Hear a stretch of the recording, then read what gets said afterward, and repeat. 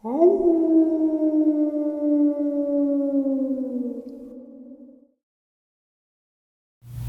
greetings and salutations, everyone. I hope everyone is doing well today.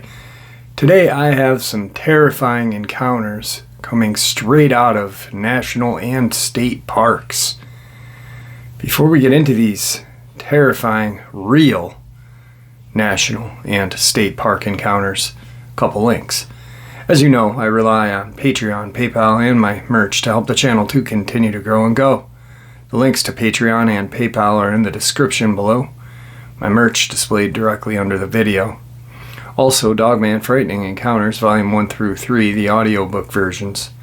They were written and researched by Tom Lyons, narrated and produced by me, Jeff Nadolny. Those audiobooks are available on Audible, Amazon, and iTunes, the links to which are also in the description as well.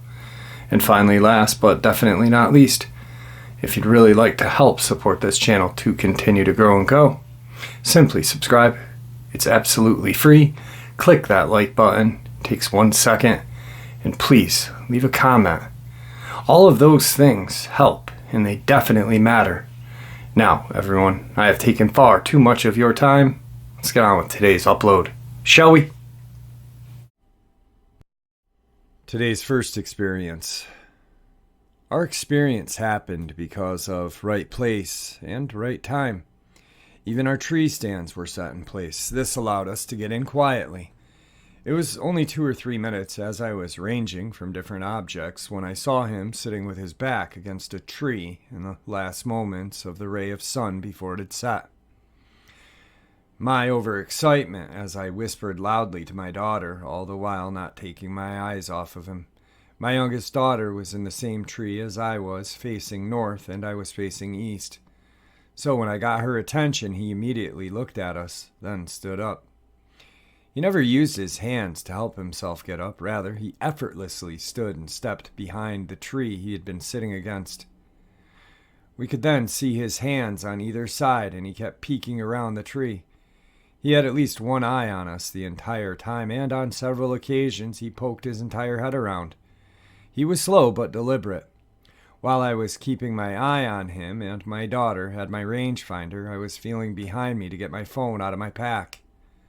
Although it seemed like an eternity, it was probably less than a minute before he walked straight away, keeping the tree he was behind between us. We could hear him going down the hill, then it went quiet. In all my years, people on occasion would ask me what I thought about them or if I thought Bigfoot exist. My response was, there's a lot of country that nobody ever gets into, even hunters.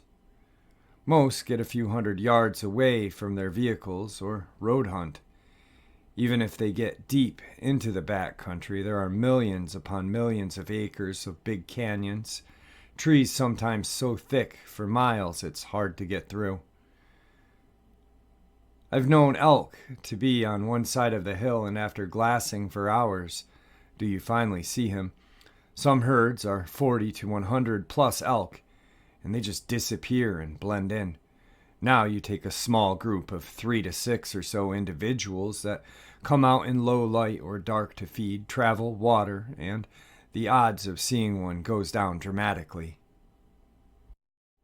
A black bear has a range of 10 to 26 miles. A mountain lion ranges 25 to 800 square miles. The toms range the most, 800 plus square miles of the canyon's thick brush, off the beaten path where few or nobody goes. The odds of seeing one, remember, you have to be looking in the dark, is slim to none. Will I or my kids ever encounter another? Most likely not. I think their range is at least as big or bigger than a mountain lion because you have 4 to 6 or so mouths to feed. If it's like a tom mountain lion, that's 29 times 29 equals 841 square miles. If they need double that, it's 40 times 40, 600 square miles. If they are on constant move, following good food source as they move a mile or so each night, and they can go zigzagging through the thickest and most remote country in the dark, if you had that group that was next to your territory on opposite side, the two groups could be 80 miles apart. That's a huge amount of territory. Even if you cut that in half to the size of a tom mountain lion, that's still a huge area. Then it's almost impossible for an average person to see. Sasquatch. I can tell you we saw more than one the following day. We saw a younger looking female with an infant no more than 800 yards from the night before. Were beautiful, fit, and moved effortlessly as they walked. The hair was clean like a bear. The hair was reddish brown, 4 to 6 inches, the female, and the young were jet black, 4 to 6 inches long, thick, but not thick like a bear, as you could see the skin through the hair, and there were parts that were rubbed from probably walking. On the other hand, because we know so little about them, it's now constantly on my mind. I can't sleep at night out in the mountains anymore. I just lie there and listen. My kids, they are just as uneasy. So that part of me wishes I had never seen one. So you say you want to see one of these creatures. I'd approach it like you were hunting, say, elk or deer. The one thing they need is water and a decent amount of clean water. It doesn't need to be clean as in clear, but not stagnant. Next would be cover, like thick trees in a deep, steep canyon or rocky ledge or cave. They will have to feel absolutely safe and have multiple escape routes. Within that, there needs to be a good food source. Animals like moose, elk, deer, bear can grow to very big. So, if there are enough food sources to allow these animals to get big, there are plenty of food sources to choose from to meet their needs. Once you narrow that down, get on Google Earth. Let the satellite do the walking so you're not wasting time in less than ideal areas. Once you have narrowed that in, then go looking for evidence, boots on the ground.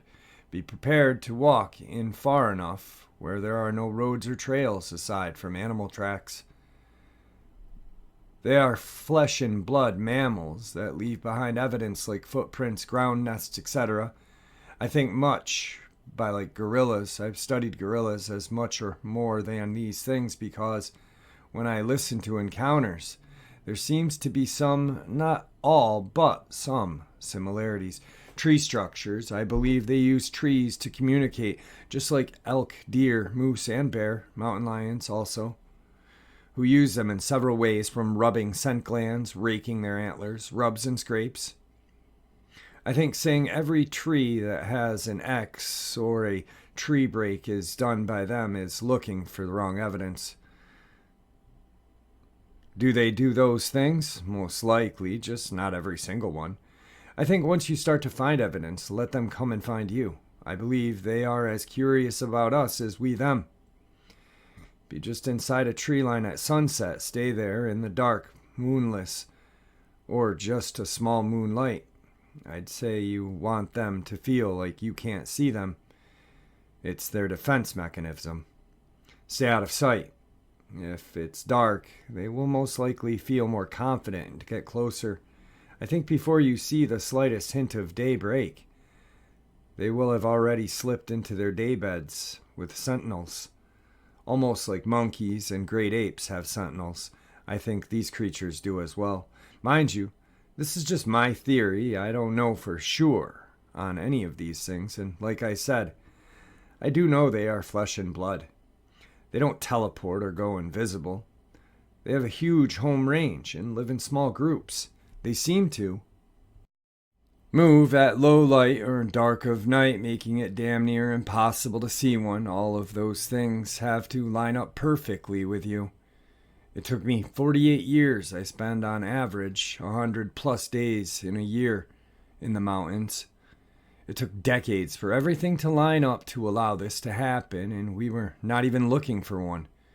I wish everyone could have an encounter like we did. Aside from one rock softball size thrown and hitting a tree next to our tent, it was all peaceful, relatively close and long enough with no obstruction, so we knew exactly what we were looking at. Incidentally, I have that rock in my office. It's cool to think one touched this very rock. Wow. That was, I really enjoyed that. Um, those are the encounters that, and the people telling that encounter are the ones that really kind of solidify it for me. Where they see one of these creatures and they accept it for what it may or may not be, and this person believes they are flesh and blood, a majestic animal hunting its forests. I could never imagine can you imagine the excitement he and his daughter had when they saw the first male, the large alpha male, and then saw the female with an infant Sasquatch? My God. It truly, truly amazes me how we can go our entire lives. I've only seen one creature thing. And I've been alive for 46 years, and since that day I have been looking day in and day out. We may never get the chance to. That's how elusive they are. That's how magical they are. And yes, they are dangerous.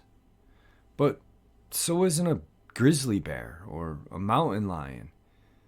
Or if you go in a different country, a hyena or a real lion. A pride of lion. But when we see them in nature, what do we think? They are majestic. They are wild, beautiful. That's what I think these creatures are, all of them. It's strange and scary, yes, but still majestic and beautiful. What a really great experience. I'm so happy I was able to share that with you guys. Today's second experience. I work in forestry, and I had a bear that was clearly not afraid of me and did not want to leave me alone. I pulled into our campsite at around 1 a.m. with a truck and trailer. And it's just me out there. I got out and set up the 2 generators, one for the trailer so I didn't freeze to death, and one to keep the equipment we use warm so we can actually use it in the morning. And the batteries didn't die. I also got there late because I was having truck issues that I had no idea what the cause was. It just kept dying, and then it'd be fine, repeating over and over. I set up the generator for the trailer, and as I was getting the second out of the truck, I heard a branch snap loudly. I stop and listen, and I can hear more branches snapping and some rustling in the trees about 50 meters away into the trees. It's getting closer. I thought it was a person at first, so I yelled, "Who's there?" I got no reply. The noises come right up to the edge of the clearing I'm in, a circle, maybe 40 meters across, then stop, and I know whoever it is sitting there watching me. After 15 seconds of me listening hard, half in the truck, I see 2 eyes appear, and then they rise about 6 feet into the air. I could tell it was a bear by the way it moved, which was a relief because, for one, it wasn't a Dogman or a Sasquatch, and 2, because I knew there were only black bears around here, no grizzlies, but I didn't have anything to really defend myself, no bear spray or a gun or bear bangers. So I yelled at the bear, nothing.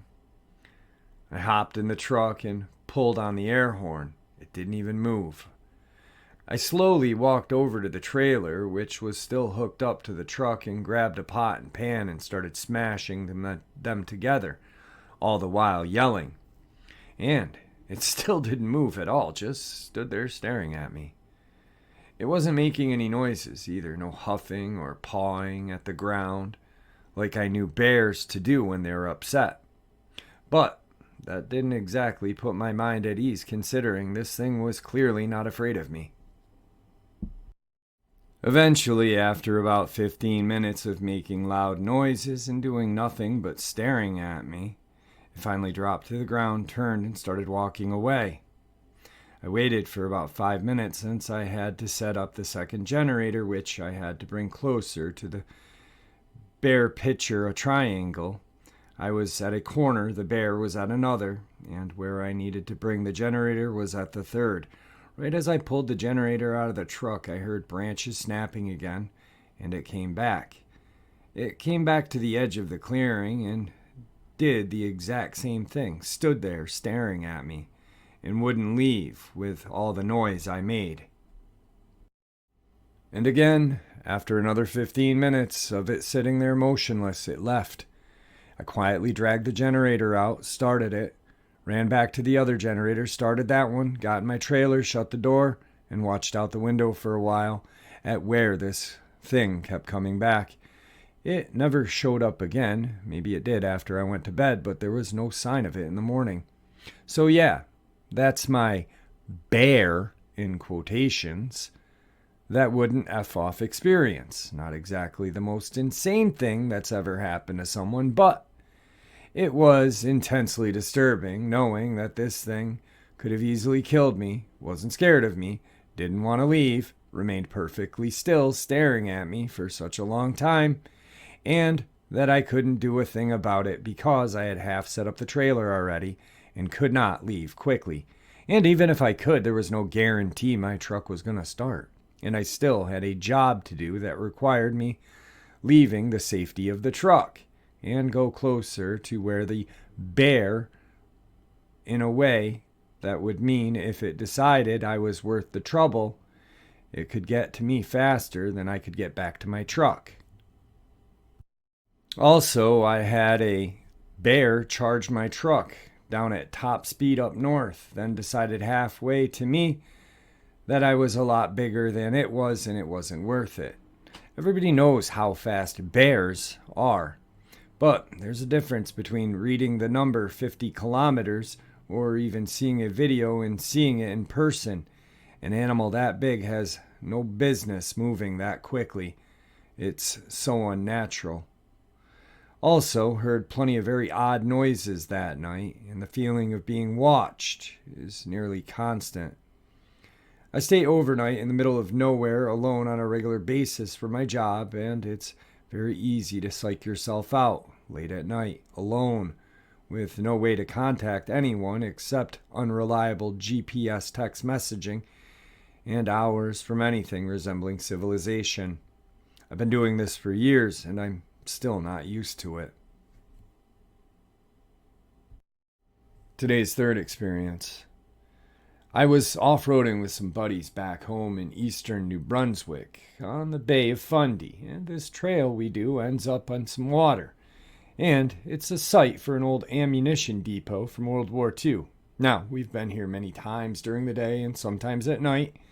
You can drive into and through this massive old structure, and up the hill is the admin building for said site from World War II.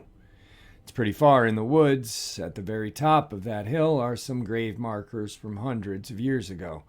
We were told they're old pirate graves. We live on the coast. Not at all something I doubt being real.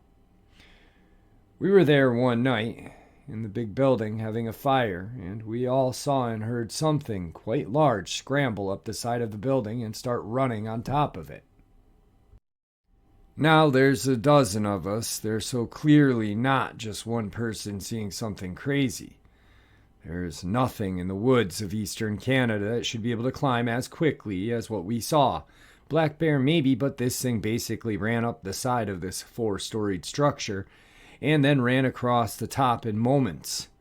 We got into our trucks and hightailed it out of there. On another occasion, we were exploring the admin building, which is 3 stories, concrete, had been abandoned since World War II. We go all the way to the top, nothing weird. Coming back, an entire room on the 2nd story is filled with lit candles, but no one around whatsoever. Again, we ran the F out of there. Now, this one, I will admit, was probably an elaborate prank since lots of people would go there and mess around, since it was a fun off-roading trail with some history at the end of it. But the animal climbing we saw still, to this day, mystifies me. Today's fourth terrifying experience. I live in northeastern America, in a pretty rural place with lots of hills, not too many neighbors, and a lot of forest. Well, I had headed out with my mom down our backyard, which is large and relatively clear for about 100 feet, then switches to woods. We got about 30 feet before the woods, and I caught sight of some eyes reflecting in my headlamp. They were a good 50 to 100 feet away, and I assumed they were just deer, but a few things convinced me that they might not be. Around where I live, deer will run away if you make enough noise. And we were talking pretty loudly, but the eyes were not moving. They kept staring directly at us, which is incredibly unlike the deer for this area. On top of that, the pair of eyes on the right were very low to the ground and very wide, too far apart to be a deer considering the distance. We stood for a moment remarking on them, and neither pair looked away. So, since we were spooked, we headed back to the house. Got my brother a machete, a bat, and a metal pole. I know, a little overkill, but our area has lots of scary stuff lately, and headed back down. I expected the eyes to be gone by that point, but nope. They were still there, in a slightly different spot than they had been, but not much further from where they were previously. They stared just as steadily as they had before, so we retreated back inside.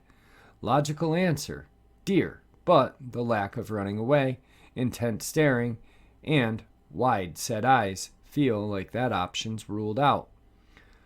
Another thought is wild dogs, but we don't usually have those in our area, and, once again, wide-set eyes. Possibly a black bear, but they are notoriously scared of people, especially up here. Also, there was no visible signs of anything as far as I could tell. I looked for marks on trees from climbing and saw none. There's a good amount of greenery covering the ground, so it's difficult to look for scat. There was also no signs of any animal lying on the ground. And tonight's second half's final terrifying experience. So a long while ago, myself and my very close friend got bored and decided to discover the nearby woods. We lived in a secluded area where we had thick forest around us for miles, and frankly, the rural area was boring. We had no one our age and no internet, so while we were sitting aimlessly, we decided to pack some stuff and wander into the woods. Now, my friend is a huge guy mainly because he's obsessed with bodybuilding, so it was a bit hard for someone to scare him. But as we walked in, we both had an eerie feeling that we were being watched. The mood was tense, and strangely, the woods were dead silent. No birds chirping, no wind, and no sound of animal or insect. Not even crickets. Approximately 20 minutes of nothing but scaring ourselves. We heard a bark. Where I live, we have stray dogs, both in the streets and the wooded areas. And the ones that are in the wooded areas are not as friendly as the ones in the streets because, well, they're mainly hungry. We stopped in our tracks and paid close attention to where the sound had come from. It was coming from our left and sounded pretty close. However, as the bark kept on, we both realized there was something off about it. I don't know how to put this, but it was almost like someone was trying to impersonate a dog, doing a very good job of it, but at the time, not really. Then we realized another odd thing about our supposed canine friend. The bark was repetitive, like it was playing on a speaker on repeat. My friend said that something is off, and he was genuinely creeped out. And I'm not going to lie, I was shaking. You might say it's quite natural to get creeped out in the woods in the middle of the night, in the middle of nowhere, but this was different. Every single fiber on our bodies wanted us to get the F out of there, but we were too scared to move. Finally, I told my friend to run, and quite reluctantly he obliged. We ran like our lives were depending on it, and still felt like that thing was chasing us. We were out of breath when we found our way back, and my buddy said he heard branches breaking as we were hauling out of there, and he was on the verge of crying hysterically out of pure fear. Strangest thing, however, is the fact that we both live in a country which has nothing to do with America, let alone Native American culture. What do you all think might be stalking and chasing us back there? Alright guys, that was an assortment of terrifying encounters. Every time I hear one that comes out of a state or federal park, really brings me back to the subscriber who reached out and shared her experience with me. Unfortunately, I didn't have the ability to record it. When we talked, it was a private conversation. She said I could share it, but it would have been so much better if you guys could have heard it out of her mouth. South Dakota attack, not an encounter, an attack. She had been hiking years prior, or a year or so prior, rescued what she thought was a wolf, and then years, or a year later, maybe a year and a half or 2 years later, she had her baby with her at that point. Yeah, she was pregnant during the first encounter, when she had rescued this wolf slash coyote, what she had thought this thing was. After she rescues it, it's caught in a trap, a paw trap, and she is terrified that it's going to bite her, but it doesn't. She's then hiking in the same location, deep in these canyons, and she's in a so-called kill zone where there's one way out, one way in, one way out. And she sees this demonic looking Dogman, very similar to what I saw. And it comes down off the canyon wall, and out of the blue, a couple of Dogmen come to her aid. She's escorted out of the canyon by one of the Dogmen, one that looks younger than the other two. The other two stay back, and she wasn't there, so she can only assume out of what she heard that there was a battle. A battle had ensued between the two regular Dogmen and this demonic looking creature. When she gets out of the area, she has her baby. Mind you, her baby is in one of those like front facing harnesses, like a backpack for your baby, but in front. This Dogman looks at her, points at her belly, and I believe points at his ankle, where there's a wound, a straight wound, or a straight scar, excuse me. Very reminiscent of the kind of trap that this creature was rescued from. It knew she was pregnant when she rescued it. Some year and a half later, she runs into it, and it doesn't forget. It remembers. It's a rare experience to hear this. Usually we hear them when they're violent and aggressive and just looking to cause havoc in our lives. But this one, it never forgot who she was, and that she was with child, and she rescued it. It's an amazing, terrifying encounter. It is terrifying, but it's amazing all in the same sense. And it occurred in I believe it's a state park out in South Dakota. But no, it is a national park. It is national. But it is an amazing encounter of its own. And hopefully one day I can get her to come on and share, because, you know, every once in a while I get a text from her or something, and she kind of puts me off a little bit. I never used her real name, the exact location, so I don't know what it is. But I know that you guys would be appreciative to hear it, because it really is an amazing story told through her perspective, because it happened to her, it didn't happen to me. So anyway, with that, everyone stay safe, stay healthy, and may the Great Spirit watch over us all and guide us down that path that we call life.